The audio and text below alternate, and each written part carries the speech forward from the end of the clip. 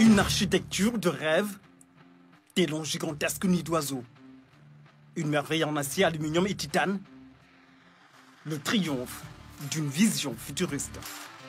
C'est ce qui se fait le mieux dans le monde. Parce que la couverture de la toiture est en membrane Serge Ferrari Flexi Light. Et c'est l'une des meilleures membranes qui s'utilisent dans la plupart des stades au monde. Donc l'ensemble des technologies que nous avons intégrées dans le stade répond aux normes FIFA et qui répond aux dernières technologies utilisées dans les stades modernes en Europe comme en Afrique. Le stade peut accueillir plus de 50 000 spectateurs. Et ces spectateurs, on a les spectateurs VIP, les VIP et les journalistes, on a une tribune presse. C'est tout cela qui constitue les 50 000 spectateurs. Ensuite, toute la charpente métallique qui constitue la moitié de la tour Eiffel. Près des nuages, à plus de 45 mètres de hauteur, 200 mètres de long et une surface couverte de plus de 50 000 mètres carrés. C'est le fleuron d'une longue suite de percées architecturales. La façade du projet, comme vous l'avez constaté dans les images, c'est une façade constituée de plaques perforées.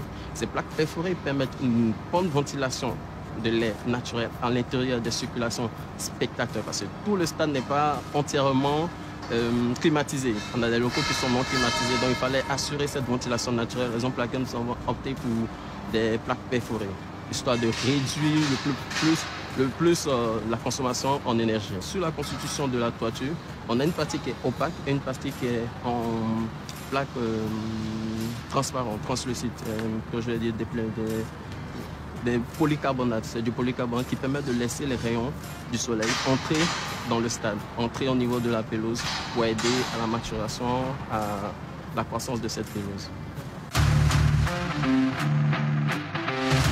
Le stade du Sénégal dans toute sa splendeur. Un système d'éclairage à la pointe de la technologie. Le reflet d'un rayonnement footballistique qui aujourd'hui procure un sentiment de fierté. On a installé à peu près 297 projecteurs, donc d'une puissance unitaire de 1500 watts, pour atteindre carrément le flux lumineux recommandé par la FIFA, c'est-à-dire en termes d'éclairage horizontal 2500 lux et d'éclairage vertical 1500 lux. Chaque projecteur pèse à peu près 200 kg, rien que l'éclairage, les projecteurs utilisés pour la pelouse. Bon, en plus de ces projecteurs-là, on a prévu des projecteurs pour éclairer les tribunes. Donc là, on en a installé à peu près une quarantaine d'une puissance unitaire de 500 watts. Position stratégique du stade au niveau de l'autoroute à péage. Il est possible, bon, au cas où une autorité arrivée devait emprunter cette autoroute, de mettre les couleurs de son pays pour lui souhaiter en quelque sorte un message de bienvenue. On mettrait les couleurs par exemple de la France, voilà, bleu, blanc, rouge, à côté du vert, jaune, rouge, nos couleurs nationales. C'est l'une des grandes attractions du stade, combinée aux écrans géants et autres panneaux lumineux. Au niveau de l'aire de jeu, il y a un bandeau LED et aussi les écrans géants. Tout ça, c'est des modules d'écran LED. Et le tout fait à peu près 1048 écrans LED. Ces écrans géants, chaque écran fait 80 mètres carrés. On peut mettre de la vidéo, on peut mettre du vocal, on peut faire tout ce que l'on veut avec ces écrans géants. Le stade du Sénégal brille de mille feux, avec une vue exceptionnelle sur le premier arrondissement de la nouvelle ville de Diamniadio. C'est la plus belle réussite de l'histoire de l'ingénierie au Sénégal.